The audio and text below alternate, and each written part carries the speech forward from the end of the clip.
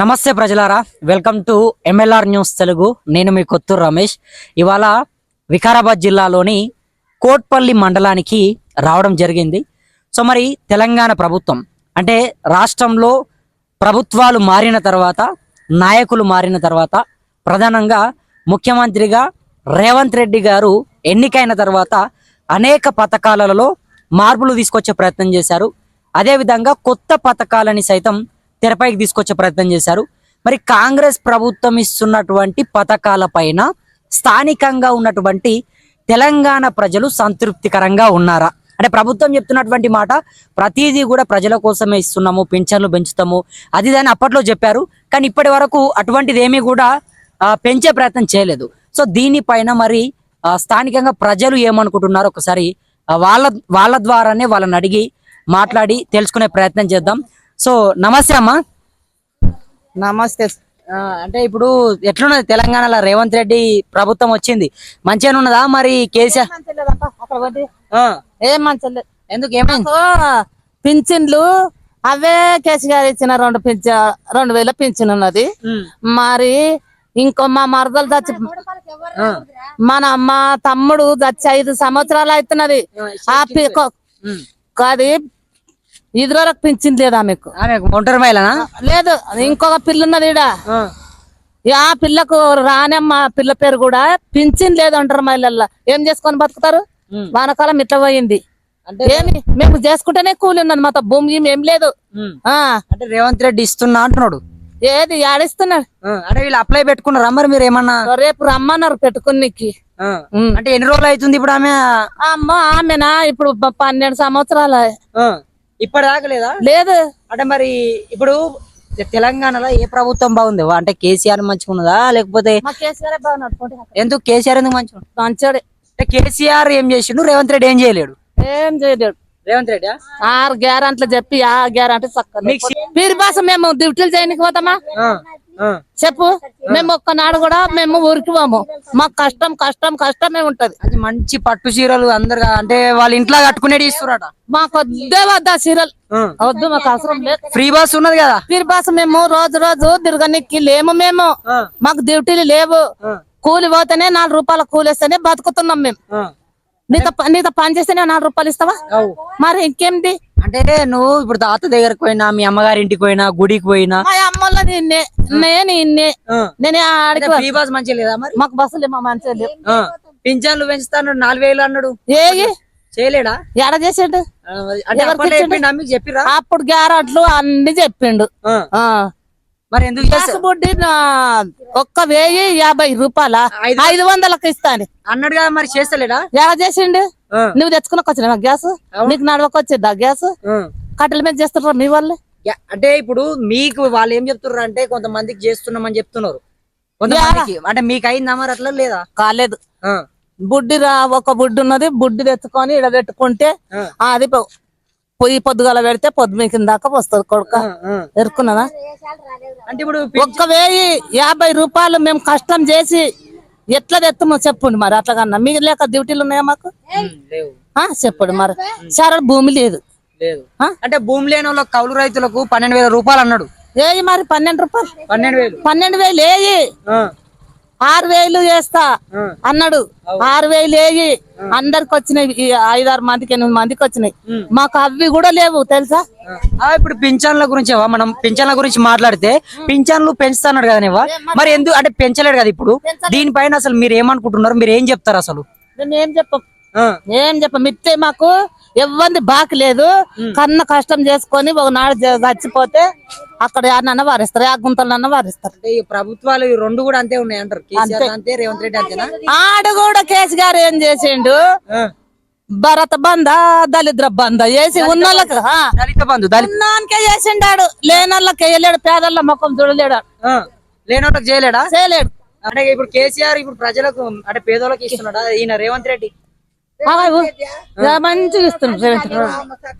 అంటే ఇప్పుడు తెలంగాణలో ఎవరిది మంచిగా ఉంది అనుకోవచ్చు? అంటే ఇప్పుడు రేవంత్ రెడ్డి మంచిగా ఉందా కేసీఆర్? మేమైతే ప్రస్తుతం మాకు కేసీఆర్ వచ్చినాక భర్త లేని వాళ్ళము, కంటి నిండా నిద్రపోయినాము, కడుపు నిండా తిన్నాము. ఇది కాంగ్రెస్ వచ్చిన తర్వాత గుండె యుద్ధము ఎక్కువ అయింది. ఆడపిల్లల మీదకి మొగళ్ళను ఉసకొల్పుతున్నారు. ఒక్కరు మున్నోళ్ళం కాబట్టి మా ఒక్కరి మీదకి ఎవరినన్నా వాళ్ళ దిక్కెళ్ళి పార్టీ తరపు నుంచి ఉసకొల్పి మా మీదకి పంపిస్తే మేము రోడ్లు పట్టుకొని ఉరుకుతొస్తున్నాం. మనల్ని ఏడ దెబ్బ కొడతారో తెలుస్తలేదు. అంటే ఇప్పుడు మీకు ఒంటరి మహిళలకు ఏమైనా పింఛన్లు వస్తున్నాయా లేకపోతే వస్తున్నాయి. 2000 పింఛన్ మాత్రం వస్తున్నది ఒంటరి మహిళలకు. అంటే అప్పట్లో కేసీఆర్ ఇచ్చింది. కేసీఆర్ ఇచ్చింది. ఈయన 4000 ఇస్తాన్నాడు కదా, మరి ఏది ఇది ఇప్పుడు ఆయన గెలిస్తే తర్వాత ఇస్తుండే, కానీ ఈయన ఇస్తలేడు. అంటే రేవంత్ రెడ్డి మీద నమ్మకం లేదా? కేసీఆర్ ఉంటే ఇస్తున్నా. ఈయన మీద మాకు నమ్మకం లేదు అంతే. ఇప్పుడు మీకు మాకైతే లేదు. అంటే ఇప్పుడు నా వాళ్ళకి తెలియదు కానీ నాకైతే లేదు. ఇప్పుడు ఫ్రీ బస్ ఉన్నది కదమ్మా, మీకు ఎక్కడ పోయినా కూడా డ్యూటీలు ఉన్న వాళ్ళకు. మాకు సంవత్సరంకి ఒకసారి బిడ్డలతో పోతే అది మాకు సంవత్సరంకు 6 నెలలకు ఒకసారి మేము పోతాం, కానీ ఎప్పటికి పోయేటోళ్ళకి అది వర్తిస్తుంది. అంటే మీరు ఎక్కడ తెలంగాణలో ఏడికి పోయినా ఫ్రీ మీకు అంటున్నారు. ఏడికి పోయినా ఫ్రీ అంటే 6 నెలలకు ఒకసారి సంవత్సరంకి ఒకసారి పోతాం మేము అంతే. ఇక ఎక్కువ మేము రోజు తిరిగేటోళ్ళకి వాళ్ళకు పైసలు డ్యూటీలో పైసలు వస్తే వాదా అయితే. ఇవి చీరలు కూడా ఇచ్చినట్టు కదా, మరి వచ్చినాయా మీకు ఏమన్నా చీరలు? మొన్న ఎప్పుడు అంటే వీళ్ళకు బతుకమ్మ చీర మొన్న అంటే పోయిన చీరలు ఇచ్చారు కదా పోయిన సంవత్సరంలో వచ్చినాయా మీకు? వచ్చినాయా? వచ్చినాయి. ఏ బాగున్నాయి చీరలు? కేసీఆర్ ఉన్నప్పుడు ఇచ్చిన చీరలు బాగున్నాయి? ఇప్పుడు బాగాలేవు. ఫస్ట్ ఇచ్చిన చూడు మామూలుగా 200-300 లేక ఇసొంటి ఇస్తే మేము ఎప్పటి కట్టుకుంటాం, కానీ అవి పెద్దగా మా కుక్కనికి చేత కాదు, అవి బాగలేవు. అంటే ఇప్పుడు పింఛన్లు పెంచుతామన్నారు కదమ్మా, దీనిపైన అసలు మీరు ఏమనుకుంటున్నారు? పింఛన్లు పెంచలేదు కదా, సో దీనిపైన మీరు ఏం చెప్తారమ్మా? పింఛన్లు పెంచలేరు అంటే దీనిపైన మేమేం చెప్పగలుగుతాం? మేము మామూలుగా ఒక ఆడపిల్లలము. పింఛన్లు మాట ఇచ్చి తప్పిండు, మరి ఇయ్యం దానికి ఈ నెల ఇస్తాడు ఆ నెల ఇస్తాడు, ఈ నెల ఇస్తుంది. మేము అమ్మల మక్కలం అంతా ఒకతో కూర్చొని ఈ నెల ఇస్తాడే మళ్ళా అంటే అంటాను మేము అనుకుంటాం, కానీ ఇయ్యరు కదా. మళ్ళా ఏ నెల చూసినా మళ్ళా ఈ నెలలు ఇస్తాడు అనుకుంటాం, మళ్ళా నెలలో 2.5 సంవత్సరాల నుంచి 2.5 సంవత్సరాల నుంచి అట్లే. రేవంత్ రెడ్డి పరిపాలన బాగుందా, కేసీఆర్ పరిపాలన బాగుందా? ఇగో కేసీఆర్ పరిపాలన అంటానంటే నేను ఇంతకు ముందు చెప్పిన కదా, మేము కొంచెం ఏంటంటే ఆయన కంటి నిండా తిని కంటి నిండా నిద్రపోయినాం, కడుపు నిండా తిన్నాము. వీళ్ళను గుండెలను ఉసగొల్పి మాకు ఒంటరి మహిళలకు నిద్ర రాకుండా చేస్తున్నాం. భూమి ఏమైనా ఉన్నదమ్మా? మాకు భూమి లేదు, నాకు భర్త చనిపోయిన, నాకు ఒక కూతురు, నాకు ఉండడానికి 6 గజాలు ఇల్లు మాత్రం ఉన్నది, ఏమి లేదు నాకు. ఇందిరా మీన్లు అవి కూడా వస్తున్నాయి ఏమన్నా? అంటే మాకు ఇవ్వరు ఇందిరా మిన్లు ఇవ్వరు. ఏది మాత్రం గవర్నమెంట్ లో వస్తే మాత్రం మాకు చీమంతా కూడా మా యాసంటోళ్ళకి ఆడపిల్లలకి ఇవ్వరు. ఇవన్నీ దండగా వేస్ట్ మాత్రం ఇవ్వరు. సరే, ఓకే.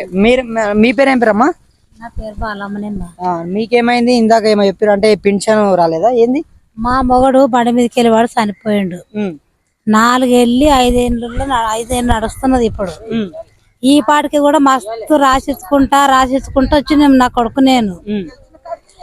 వస్తాయి అని చెప్తున్నారు. ఇక నీ అసొంటలు తక్కువ ఏమంటున్నారు, ఈడుకో అంటే ఈడుకోతున్నా, ఆడుకో అంటే ఆడుకోతున్నా. ఇక నా లాస్ట్ క్వశ్చన్స్ ఉన్నాయి, నాకు క్యాస్ట్కి వచ్చిపోయింది. వస్తే రాని, లేకుంటే లేదు. ఎకరా భూమి ఉన్నదేమ్మా, ఎకరా భూమి మీద ఎకరా భూమి ఉన్నదా? అంటే ఇప్పుడు ఎన్ని రోజులు అయిపోయింది మీ భర్త చనిపోయి? ఎన్ని రోజులు? ఇగో 4 ఏళ్ళు వెళ్ళి ఇప్పుడు 5 నడుస్తున్నది. 5 సంవత్సరాలు. అంటే 5 సంవత్సరాల నుంచి మీకు పింఛన్ లేదా? లేదు నాయన, సత్యంగా లేదు. కాలు నీ ఒక కొడుకు లేక నాకు రాసిచ్చి నాకు క్యాస్ట్ వచ్చింది. మస్తు తిరిగితే ఏమంటున్నారు, నీ సొంటేళ్ళు ఆగు మీద పోమ్మా అని ఒకటెగర కొడతాను నన్ను. ఆగు మీదకి వెళ్ళి ఆఫీస్ కాడికి వచ్చి అంటాడు, నీ రాసేయని లేవు. ఆ పోయిన సెక్రటరీని అడుగు. అంటే ఎంత ఉన్నదమ్మా మీకు భూమి? ఎంత ఉన్నది భూమి? నాకు చూట మాట్లాడవద్దు. 3 ఎకరాలన్నర ఉన్నది నాకు. 3 ఎకరాలన్నర అంటే రైతు భరోసా పైసలు పడుతున్నాయా? పడుతున్నాయమ్మా. ఎకరాకి 6,000 ఇస్తుంది కదా, మంచిగానే ఉందా మరి? ఎకరాకి 6,000 అయితే పడుతున్నాయి. అంటే ఇప్పుడు మీకు ఎట్లా? అంటే రేవంత్ రెడ్డి మంచిగా ఎట్లున్నదో కానీ ఎకరాకి 6,000 అయితే పడ్డాయి. పింఛన్ అయితే రాలేదు. పింఛన్ రాకొచ్చింది చెప్ప నాకు. 5 సంవత్సరాలు అయిందా? 5 సంవత్సరాలు అయిందా? 5 నడుస్తున్నది ఇప్పుడు. ఓకే. సో ఇది అంటే వీళ్ళు చెప్తున్నటువంటి మాట మొత్తం కూడా ఆసరా పింఛన్ల విషయంలో ప్రభుత్వం కొంత ఇంకా చాలా లోతుగా పూర్తిగా కూడా చూసి చాలా మందికి కూడా పింఛన్లు కొత్తగా దరఖాస్తు చేసుకునే వాళ్ళకి ఇంకా ఇవ్వలేదు. అదేవిధంగా పాత వాళ్ళకు కూడా సుమారు అంటే వీళ్ళ భర్త చనిపోయి 5 సంవత్సరాలు అవుతుంది, అయినప్పటికీ కూడా తనకు ఇంకా కూడా పెన్షన్ అనేది రాలేదు. దరఖాస్తుల పైన దరఖాస్తులు పెట్టి ఆఫీసుల చుట్టూ అధికారుల దగ్గరికి తిరిగి నా చెప్పులు అరిగిపోయాయి తప్ప పెన్షన్ డబ్బులు మాత్రం నాకు రావట్లేదు. ఇది గత 5 సంవత్సరాలుగా ఇదే జరుగుతుంది.